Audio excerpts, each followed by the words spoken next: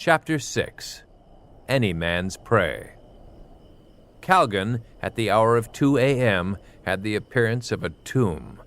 The darkness, in spite of the brisk wind which came down from the mountains, had a clammy, dismal air like waiting death. The houses, square against the lighter sky, stood out in regimental rows. The walls which hid private gardens from the public eye were black scowls along the street. Kurt had the feeling, and rightly, that he was being watched. He went slowly, following the deepest shadows. The convict under the executioner's knife knew that death was coming, and from whence it would come, and at what instant, but Kurt did not know. He could only guess and wait for the stab of thunder and sparks around the next wall. He did not think he would ever hear the shot or feel the impact of the bullet. Captain Yang, in a rage against Lin Wang and Kurt, unable to carry out the duty assigned to him, not quite sure just who this Takeki might be, would deal a death of vengeance. The mountain of flesh undoubtedly felt that Kurt was to blame for everything that had happened here in Calgon. One of Lin Wang's men was already dead, his body in the possession of the Japanese. Yang had given Kurt one last chance, and, in Yang's eyes, Kurt had failed. Kurt had a feeling of fatalistic helplessness. The gods of China were against him, and he could do nothing to extricate himself. Perhaps he would be able to fight his way out, but knowing that the Japanese would get him if Yang did not, anything he did was futile. He could only walk close to the wall, silently waiting, and watch for the powder flame which would mark his finish. He thought about Varinka for a while. She was a brave kid, and she might have incurred the wrath of the Japanese when she gave him a chance at freedom. Sooner or later, if Kurt managed to stay alive throughout the night, the suspicious men would come to the conclusion that she was not being above board with them. Perhaps even now her power was slipping. He had noticed but little courtesy displayed toward her. The guards were not so much guarding her life as guarding her. Kurt stopped then, brought up sweating with a terrible knowledge. If he lived out the night, then the Japanese would think that he had gone free with information destined for the enemy. They could not help but think that. But if he was found cold and dead in the filth of the street, then Varinka might have a chance. His sense of humor came to his rescue then. He laughed silently, harshly, leaning back against the gray wall. He had thought earlier that his own safety depended upon Varinka's death, and now Varinka's life depended upon his own demise. Fate had spun the tables. Anne Karsten would think. He paused then, and wondered what she would think. He hadn't meant anything to her, but Anne Karsten recurred constantly in his thoughts. She was beautiful, even more so than Varinka. Of all the women Kurt had known, those two seemed to him the finest, the most desirable. Perhaps he did think a great deal of Varinka, perhaps he even loved her, but it was unthinkable to marry a white Russian woman in China. He laughed again, feeling lightheaded, his thoughts very clear. Here he was worrying about Anne Karsten and Varinka when he would not live another hour. What he wouldn't give for a shot at Lin Wang now. The twisted, scaly leper had taken Kurt in, right enough, but Lin Wang had not been smart. He could not have known that Kurt knew the one called Takeki. Lin Wang had not suspected that a man would stay his killing hand for the sake of gallantry, even when the killer's life itself was at stake. Lin Wang, in his warped cruelty, did not know many things. For a moment, Kurt wondered at his own stupidity. Things were clear enough to him now. He was going to die. An electric light bulb, before it burns out, flares into sudden, final brilliance. The reason, Kurt knew, for Lin Wang's sending him here to Calgon to kill Takeki was sound enough. Funny Kurt hadn't thought about it before. Of course, Yang had his orders. When Takeki was dead, Yang would turn Takeki's killer over to the Japanese, at no risk to himself. That would simplify matters for Lin Wang. Takeki's murderer would not be looked for in China.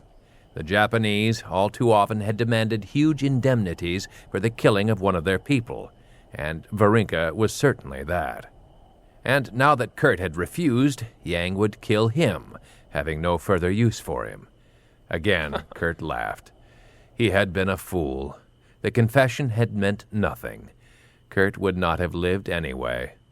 Pausing there in the shadow of the wall saved his life. From the next corner came the whisper of slippers on the paving stones. The death squad had tired of waiting. Kurt saw a black blot detach itself from the building ahead and start down toward him, groping along. Something shiny glittered in the outstretched hand. The man came slowly, a step at a time, undecided as to Kurt's position. Kurt sank deeper into the shadow. The Chinese came on, an inch at a time. A shaft of light from a high window struck the untroubled face. The Chinese came placidly enough, unworried by his mission. Killing had become second nature to the death squad. Kurt drew out the automatic and determined to make a stand. Where were the others? Was this one alone? Did Kurt dare risk a shot? The ominous silence of Calgon blanketed the street. The wind moaned a little around a corner. The sound of Kurt's automatic slide sounded like a sledgehammer blow. The Chinese stopped, listening, probing the shadows with narrow killer's eyes. Kurt raised the pistol, extended it to full arm's length. The shadow covered the groove down the slide. Carefully, Kurt compressed his whole hand. Odd how steady he was. He knew that he could not miss. Flame and sparks ribboned like a lightning flash. The Chinese cried out, threw up his hands, and stumbled forward. His arms were down again, clutching his chest. His own gun clattered to the paving. He tripped and sprawled, spread-eagled. A shout came from the corner. Two men leaped into sight and came running. Kurt started to race away, and then knew that he would make too good a target out of his shadow. Kurt spun about and leaped up to the top of the wall. Broken glass had been set up in the cement to discourage robbers. Kurt's hands were gashed into a slippery mess, but he had no thought of pain. He swung over. A gun roared below him as he crouched for an instant at the top, silhouetted against the sky. He dropped to the garden and whipped his way through a line of shrubs against the wall. Water shimmered in front of him. He skirted it, tripped on a loose stone, and for a moment pushed himself along across gravel on his hands and knees. The death squad had found the postern. Already they were hammering against it with their brawny shoulders. Kurt's one thought was to get across the garden and over the other wall. He heard wood splinter and knew that the postern gate had given way. He scrambled through a flower bed and stepped through another pool. Before him, dimly seen, a one-legged iron stork gazed wisely at him. At his right, a metal turtle seemed to bob up and down, but it was only the water lapping. Kurt reached the other wall. Feet were grinding the gravel paths in rapid pursuit. With only one thought, to get away, Kurt tried to scale the wall. He looked up then, and his heart dropped within him. This was no wall at all, but the side of a house. There was no getting away. Men floundered through a pool and came on. Kurt turned to face them. The Chinese loomed hugely against the lighter gray of the far wall. But they did not seem to have faces or hands, only arms. They were great shadows come to life without wits, with only the will to slaughter. They knew that they had to be fast. The Japanese guard would be coming soon to locate the firing. With his back pushed against the chill stone, Kurt raised the automatic and fired. A shadow in the lead went down and stumbled back to splash into the pool beside the iron stork. Kurt moved hastily to one side. An answering shot whined away from the stone beside his head. Crouching low, steadying his gun on his arm, Kurt drew a bead on another Chinese to the left. The man and his two mates faltered. That was all Kurt wanted. While he was in the dark, the others were in relief, whether they knew it or not, against the lighter gray wall. Kurt's target leaped sideways, crying out and stumbling. His two mates changed their position hastily and started to close in toward the man they could but dimly see. Rock chips flew beside Kurt's arm. He shifted his position.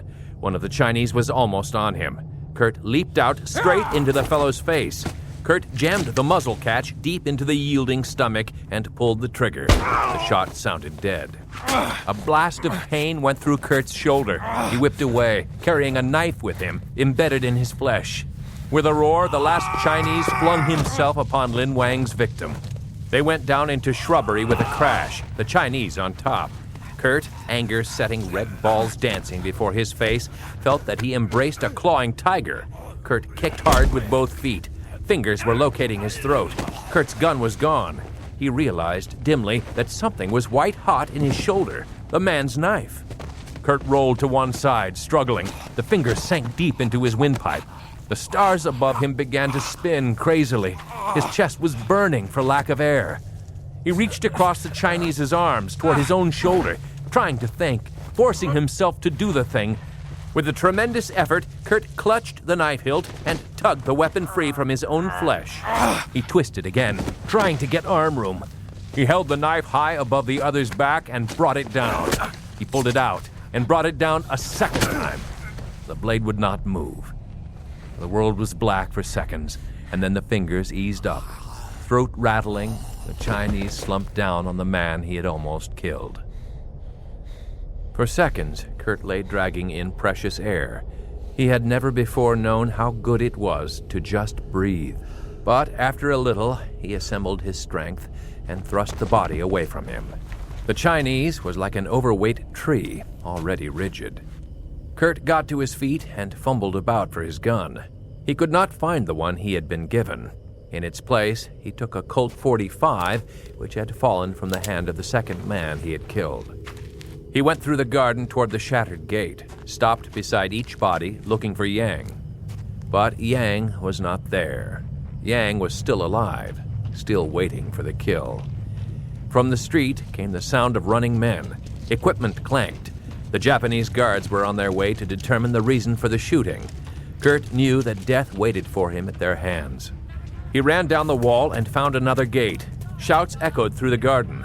Kurt fumbled with the lock and finally opened it. He slipped out into an alley and quietly eased down its length to another street. From the direction of the garden came the shouts of the guards. Soon all Calgon would be searched. Kurt wondered if they would realize who had fought there and why. But whoever had would find the going hard before a Japanese court. Kurt was still mad. He did not give his sliced hands and his gouged shoulder a thought. He felt that he could whip the whole Japanese army with a pop gun, and that if he met Lin Wang in the midst of all his guards, it would be an easy matter to blow the man down. For a long while, the bucko mate had been tossed about by worry and by cross purposes, but now he was mad. He didn't care what happened to him. He was walking out to even up the score, and if he kept going like he started, nothing short of beheading would stop him. He took the middle of the street with a swagger. His face, usually so handsome, was twisted up into a hard-boiled scowl. His gait was a C-roll, and he carried the automatic in plain sight. He was insane, and he knew it, and didn't care. The bucko mate, hero of many a barroom brawl and sea fight, was stepping into his own. Fast action. He headed straight for Varinka's house. To hell with the guards. Varinka was in danger. He knew it without thinking. He couldn't let her down. Without that automatic, he would have been an easy victim for the death squad. He came to her gate, threw back the iron, and stepped arrogantly through, ready to blast down the first foe he saw, bayonets notwithstanding. It came to him as a shock that the courtyard was deserted. He walked straight toward the hut, expecting a challenge which refused to come. He stopped irresolutely before the door, staring about him. Something had happened here. Something was wrong. He kicked in the panel and stepped into the room. The fireplace had burned down to a pulsating red pile of coals. The shadows of the room were deep. The lamp was still overturned, spilling bean oil across the oriental black and tan carpet. The sound of a sob came to Kurt. Instantly he felt better. Maybe Varinka was still here. Perhaps. Something moved in the corner. He strode toward it and beheld Varinka's ama huddled behind a drapery. Disgusted, he hauled her forth and in a machine gun tattoo of Chinese demanded news of the Russian girl. They take her away.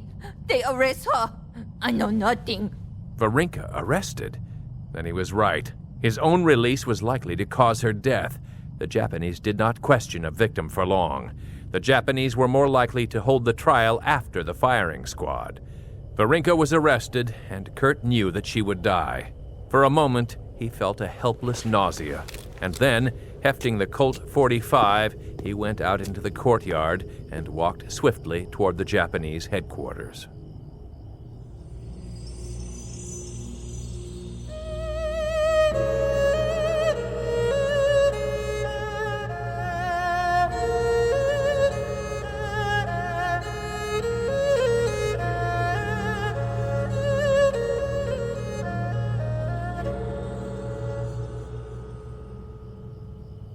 Chapter 7.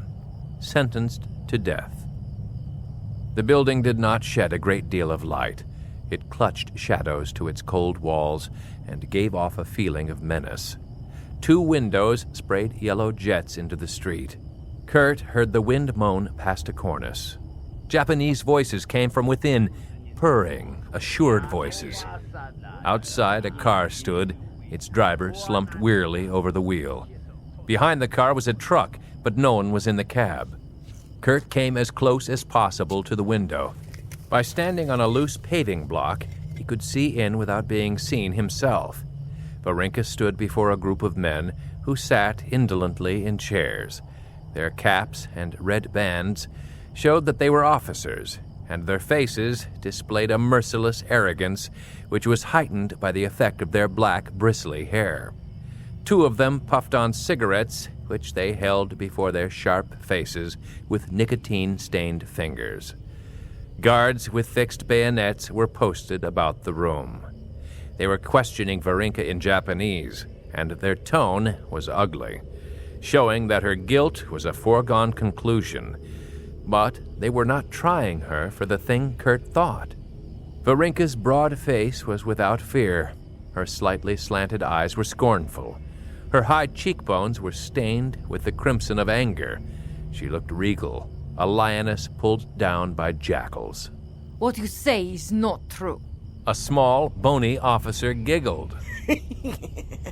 Takeki would go well in a no drama, sayo? A bitter-faced fellow with eyes as black as the pit, obviously the ranking yakunin, probably a taisho, silenced the bony one with a scowl. You have lied out of this 2 times, Takeki. You told us that this was some sort of intrigue you were planning. The officers believed you. I did not. They see now that I should have been more determined in my condemnation. Bah! You hate me, Taisho, because I would have nothing to do with you and with none of your officers. You hate me, all of you, because I had too much power. The taisho smiled cruelly. This time you cannot escape. This afternoon I received a letter from Shanghai. Some of the things you reported to us were lies, and you know that they were lies. Your own men there, when properly coerced, owned the hoax. He drew a slip of paper from his pocket and passed it around to the others. A man will admit anything under torture. Perhaps, but there is something else. Tonight, you let a man escape us under a pretext. The Taicho there did not stop him because your authority was higher than the Taicho's. This man, Takeki, is doubtless your partner. You are working for the Shinalin, and anyone working for the Chinese is the enemy of Japan, therefore a traitor. But that proves nothing. The officers looked at one another, smiling, as men do when they have an ace as yet undisplayed. They looked back at Varinka. She was standing straight and steady. Her blue tunic with its high collar set off the brilliance of her yellow hair. But they saw nothing of her beauty. Not now. Tonight, many men were killed, and this has just been brought from the scene. The man took the automatic she had given Kurt from his pocket and showed it to her. The number of this gun corresponds with the one issued to you. This is your gun. Some way, you gave it to the foreigner. The final proof, Takeki, is that the men killed were members of Lin Wang's death squad. Their papers disclose that to us. What more proof could you want? Heads moved from side to side. With an air of finality, cigarettes were dropped to the floor and ground under boots. The sentence, Takeki, is death. A firing squad is being sent from the barracks. Taicho Shimazu, take this woman to the wall. Bring back her head so that there will be no tricks. That is all. Varinka's expression did not change. She met their eyes unafraid. From the street came the clank and measured tread of marching men. The sound stopped, and the Japanese clambered into the truck. 2 men stepped up to Varinka's side and took hold of her arms. Taicho Shimazu barked a command and went out through the entrance, followed by his prisoner. Sayonara, Takeki. Goodbye. I shall treasure your head. Varinka did not look back. The guards thrust her into the car and sat down on either side. Taicho Shimazu took his place on one of the intermediate seats. Drive. Barked Shimazu to the silhouette of the driver. The car started off. Varinka held her head erect, disdainful of the hands which held her fast. An early dawn was coming up. The world was cold and thin as though seen through heavy gauze. The pearl shafts of the east did not reach far into the streets of Calgon. As the brightness grew, Chinese and Mongols on the streets turned to stare at the touring car, followed by the truck full of soldiers. The sight was not new. This was obviously an execution party. Some luckless soul was about to add his death to the long list which paid for conquest. Varinka looked straight ahead, chilly in her silk tunic, which fluttered a little in the brisk wind. "Driver," said Shimazu, leaning forward. "this is not the way to the wall. You are driving too fast." Kurt smiled a triumphant smile. He had knocked out the driver and had hidden his body beside the wall of headquarters. In the darkness, with only his purloined military cap in evidence to those in the rear, he had easily escaped detection. He stamped on the brakes and swung swiftly about. The blue-nosed .45 pointed generally at the three. "Tobidasu! Jump out, all of you!" Varinka uttered a small cry of relief and surprise.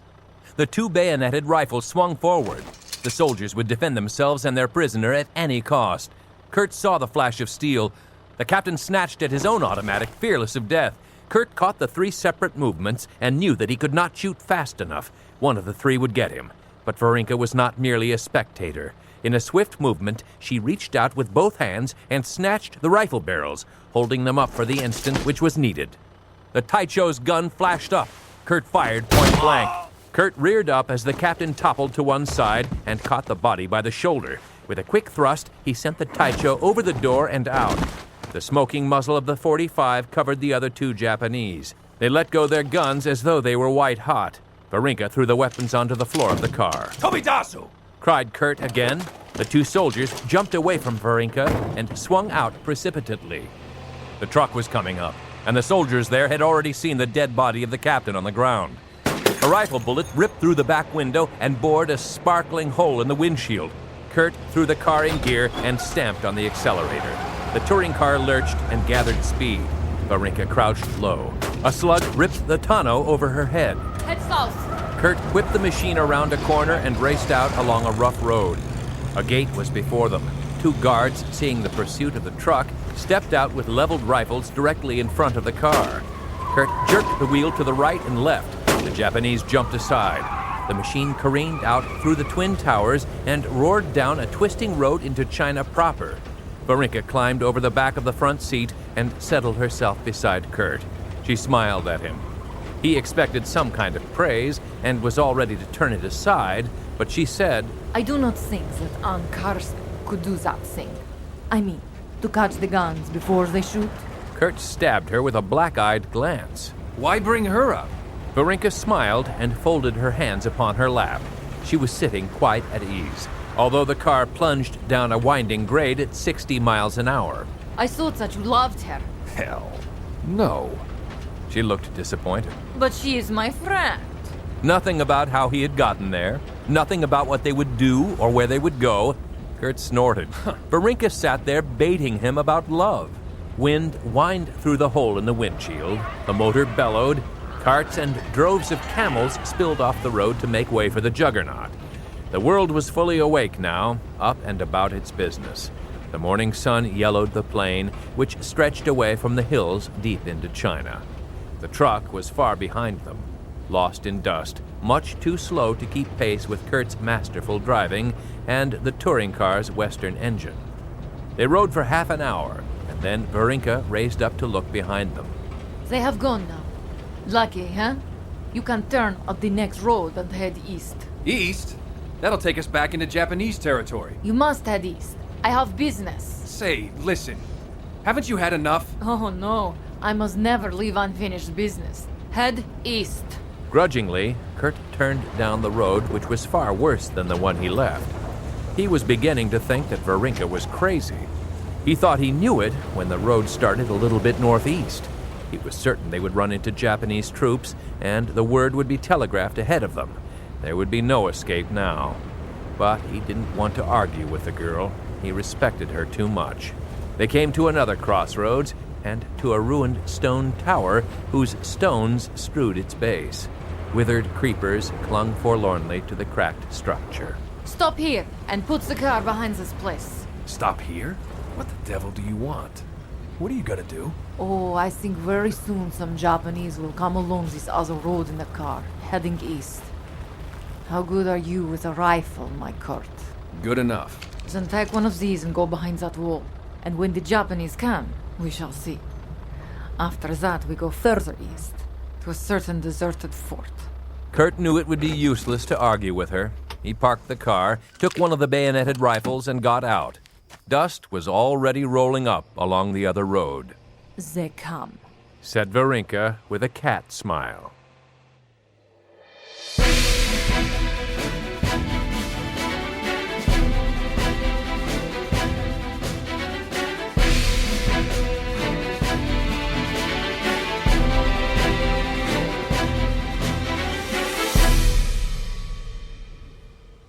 Chapter 8.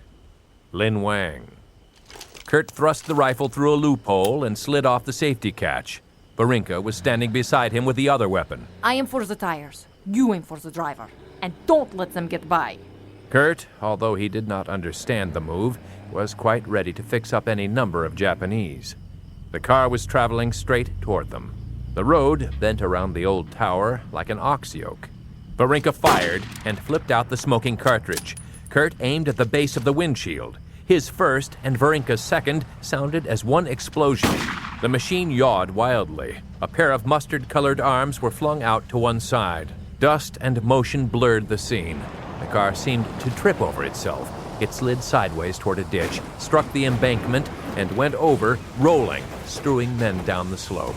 Kurt ran out, arriving at the top of the bank before any of the spilled occupants could move. The men were 5 in number, all of them Japanese. But wait, a man-mountain was moving sluggishly to his feet. He turned and looked up, and then bellowed a curse. Captain Yang Chu sent wild fingers into his tunic for his automatic. Dropping to one knee, Kurt leveled the rifle and sighted with the battle sight. He fired at Yang's chest. Yang roared, and, waving his gun, began to run up the slope. Kurt fired a second time and worked the bolt. Yang still came on, his flat face twisted with hate. A third time, Kurt sent a slug into the charging body, but he might as well have fired at the stones. Yang would not be stopped. With a sudden sense of panic, Kurt sent bullets 4 and 5 into the towering hulk. Yang was a yard away from him. Yang was setting himself to fire, and Kurt's magazine was empty. Swinging the rifle about his head like a club, Kurt leaped up. The automatic flamed in his face, searing him with burning grains of powder. Kurt dodged. He was off balance and falling. Yang, with a loud cry, depressed the muzzle of the automatic for the coup de grace. Kurt cried out and rolled away, but there was no escaping that muzzle. Suddenly, Yang folded into himself. His tremendous body plunged rigid into the dust, sending up a swirling cloud. His fingers clawed at the ground. A look of surprise came over his face. Wheeling, Kurt saw that Varinka was holding the 3 live Japanese motionless with the threat of her rifle. Her face was very strained. She had not dared deflect her attention from those armed men even for an instant. Kurt looked back at Yang. The man was riddled. Every bullet had plowed through the man-mountain, 3 hitting vital spots. But the great vitality of the Chinese captain had scorned the mailed fist of death until the last. An ordinary man would have dropped under the first bullet. Tie them. Kurt found cord and belts and laid the 3 Japanese in a neat row beside their smoking car. When he was finished, he saw that Varinka had fished a black satchel from the wreckage and was now holding it triumphantly. Come along. I think perhaps that we have done a good job here. She looked thoughtful for a moment and then said, Wait. I think you had better take that officer's boots and cloak and cap. Kurt did so without question. He pulled off his own shoes, tucked his pants into the boots, donned the cloak and the red-banded cap. Now what? I have one thing which they do not know, said Varinka. She pulled a telegraph blank from her tunic and showed it to him. Lin Wang is waiting for us. The copy was brought to me by one of my men. Come, let us be going. It would be a crime to keep Lin Wang waiting. Kurt began to have some vague idea of what this was all about. He slid in under the wheel and drove at an easy pace down the bumpy, deserted road, still heading east. Varinka pulled a thick belt from her waist. When we have gone a little way, you stop again. He stopped. and she showed him that she had files of dye secreted in the belt, a part of a spy's equipment. She made him rub it on his face and hands. She fixed a small band behind his ears, which pulled his eyes up at the corners, giving them a slant.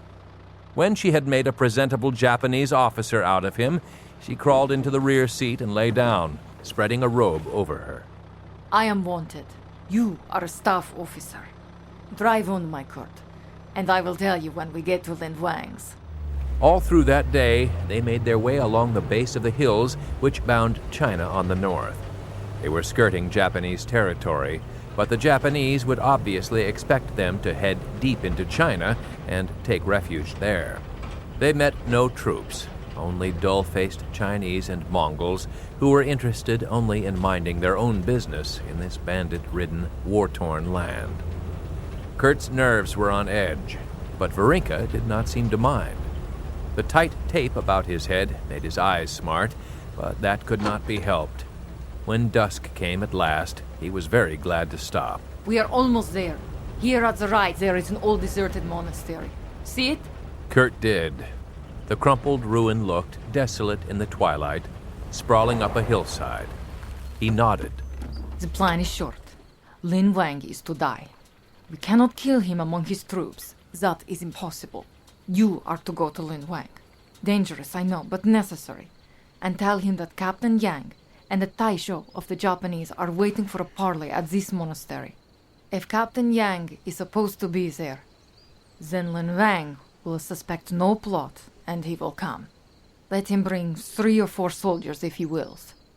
Tell him that the Taisho is afraid to be seen going to Lin Wang. Lin Wang understands that this must be a secret affair, and he'll be the last one to insist on a large bodyguard. He will come gladly. And then, I suppose you will call it murder. I'll be very glad to see him dead. You follow them. When they come here, you get the guard. I'll get Lin Wang. His headquarters are about 2 miles down the road. Wait a while until I set the trap. Lead him straight up this road and to this entrance. Then drop behind. Then Lin Wang is selling out to the Japanese. Right. He is a traitor to China and needs killing for the safety of the country. He sells his regimental support to Japan for the money which is in this black bag. There you have it. And you're not a Japanese spy? No, I am a supporter of China, and the last duty I have is to kill Lin Wang. Go! Kurt shook her hand and found that it trembled a little. She weaved close to him, and he kissed her. She pushed him away toward Lin Wang's headquarters. He took his time going, waiting until the evening meal would be over, letting Varinka set her trap. He had parked the car behind the monastery, ready for instant flight. Once he heard a furtive movement behind him, but he could see nothing.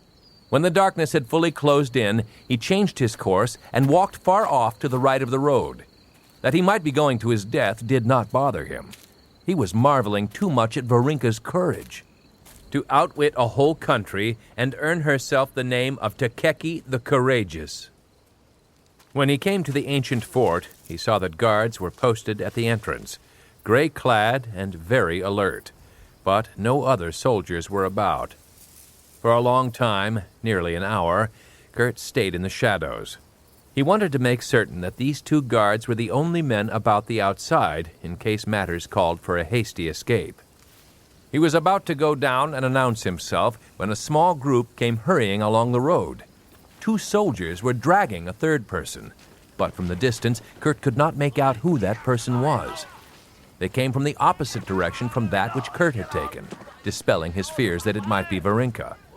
The 3 went past the guards, and a door clanged shut behind them. Kurt gripped his cloak tightly about him and with a purposeful stride approached the 2 guards. His heart was hammering against his ribs, but he showed nothing of it in his face. He was too tall for a Japanese, he knew.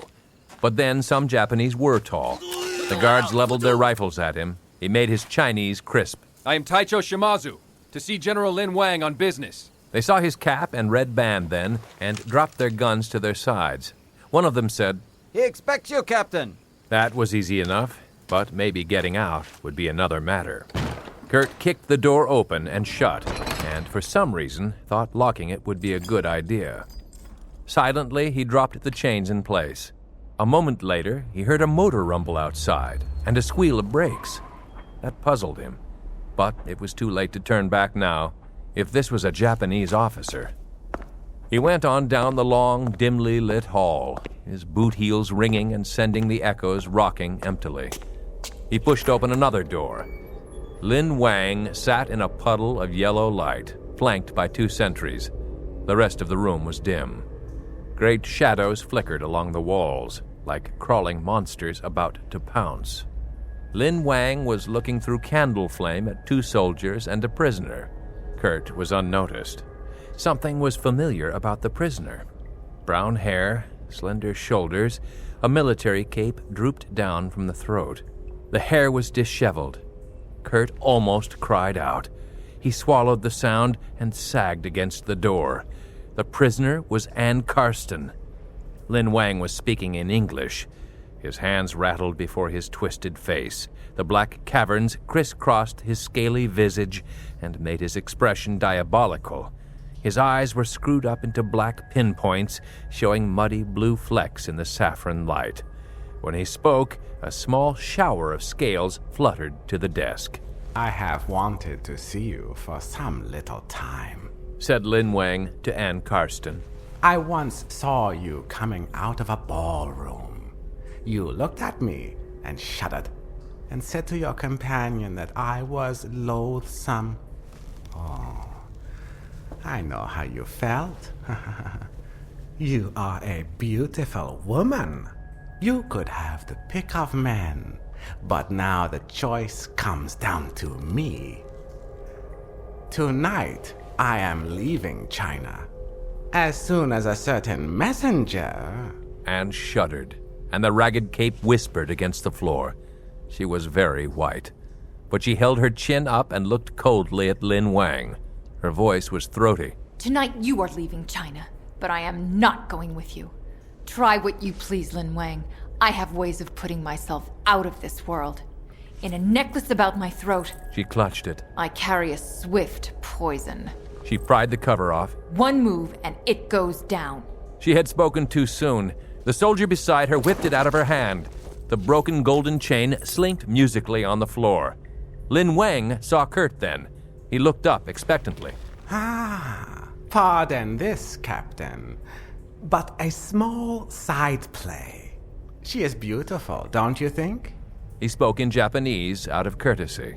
Kirei na, she is beautiful indeed, if you like white women. But this is not the time to speak of women. He felt a cold sweat starting out against his palms.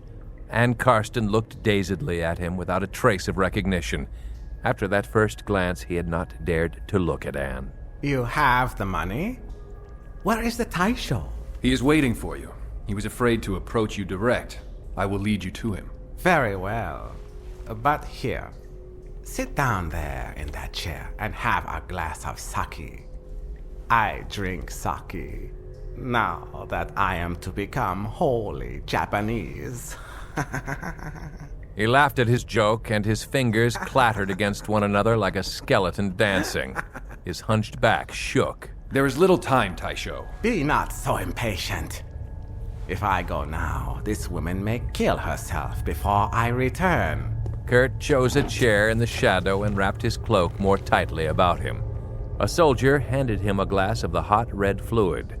Lin Wang was looking at Anne again. He licked his flaky lips. Come, there's no need of wasting time. You have been brought here by my men. No one will ever know where you have gone. You might as well. He stood up and came forward, moving one foot heavily along the floor, hitching himself along the edge of the desk, leaning heavily to the right.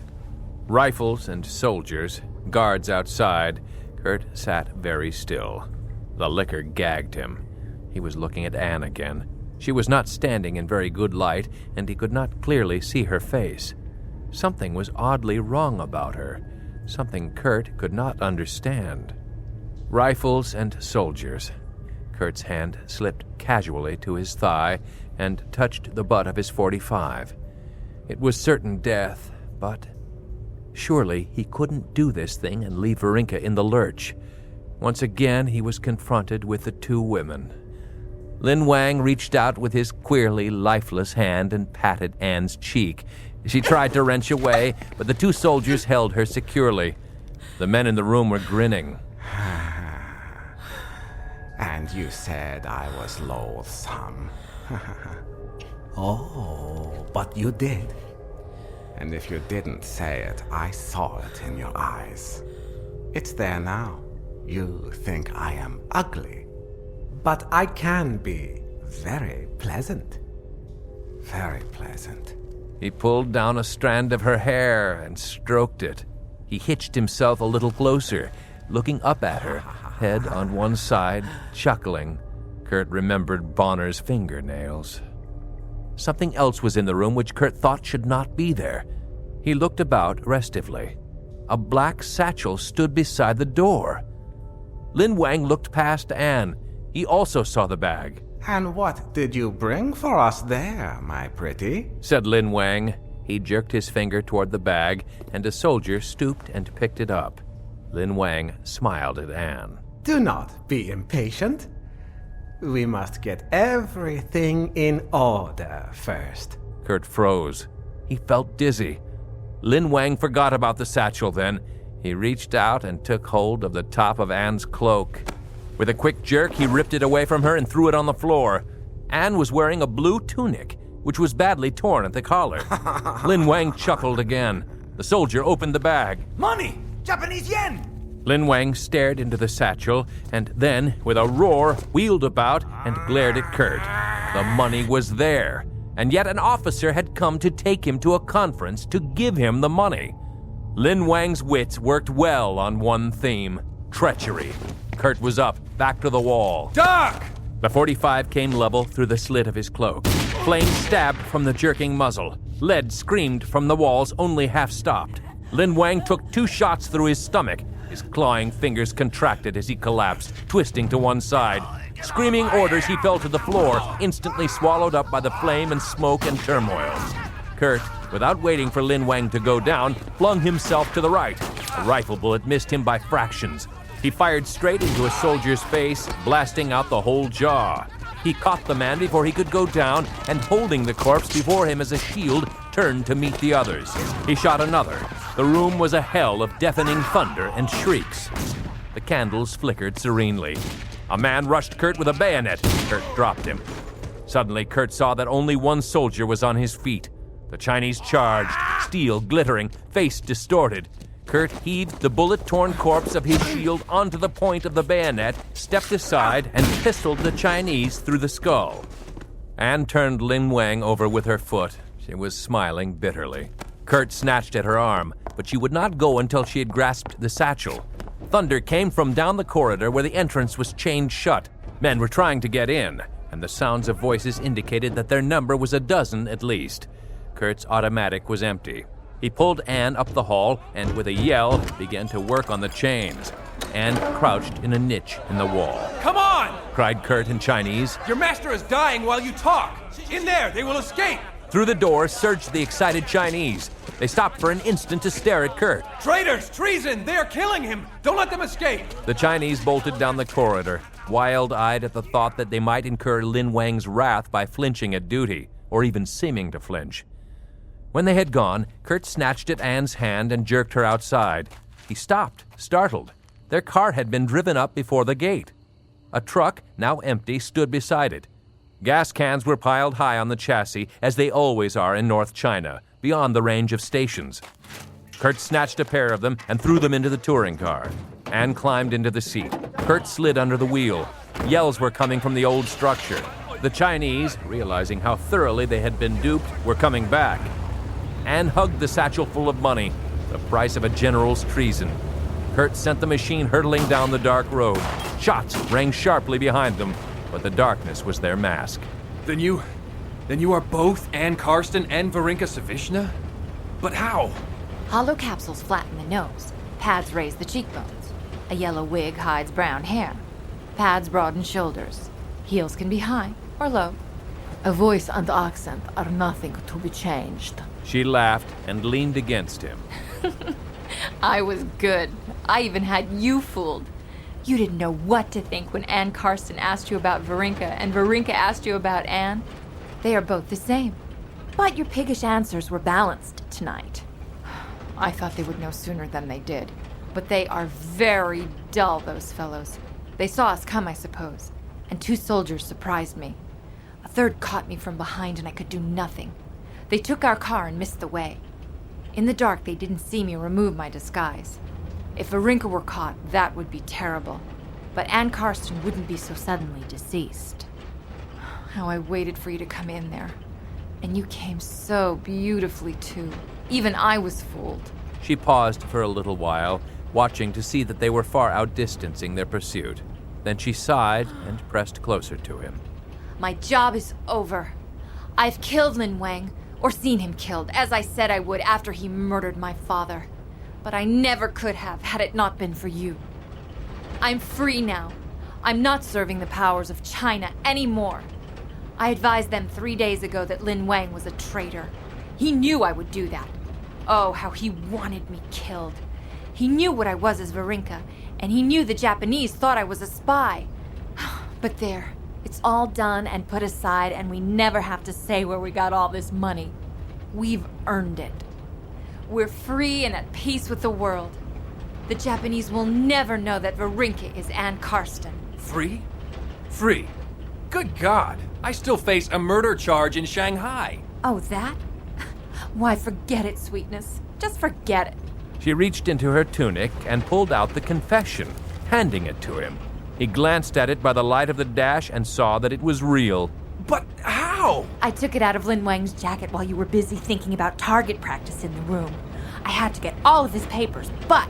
She never finished the sentence. In spite of the hurtling speed of their machine, in spite of the bumps in the road, Kurt cut her short with a good, solid, brutal kiss.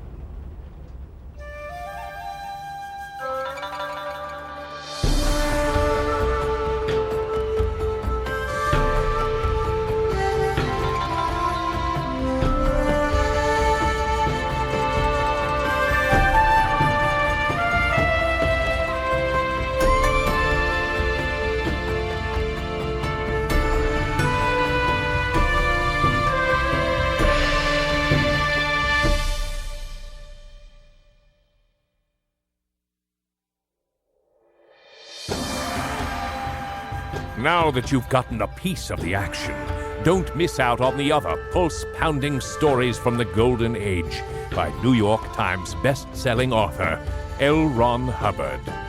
Over 150 tales written in an age when men crossed the globe and soared through the skies to find glory in the Orient.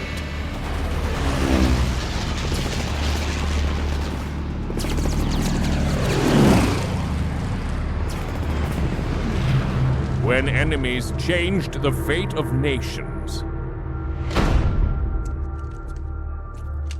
The Devil with Wings. The gallant Captain Shinohari, of course. These guns are rather foolish, don't you think? When the great meets the great, they should not demean themselves with common brawling. I suggest that we unload together. Shall we say at the count of 3? Splendid. Shall we count together? 1, 2, 3.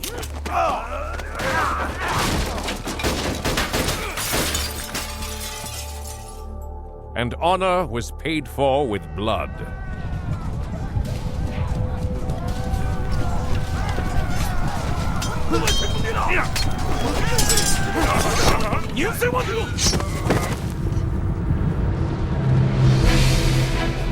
Your ticket to breakneck adventure in the Orient starts now. Don't miss out on the entire collection of stories, available in paperback and audiobook, including The Devil with Wings, Inky Oz, Orders is Orders, Golden Hell, and Wind Gone Mad. To order or to receive a complete catalog of Galaxy Press titles, please call us at 1-877-8-GALAXY or go to the website at galaxypress.com.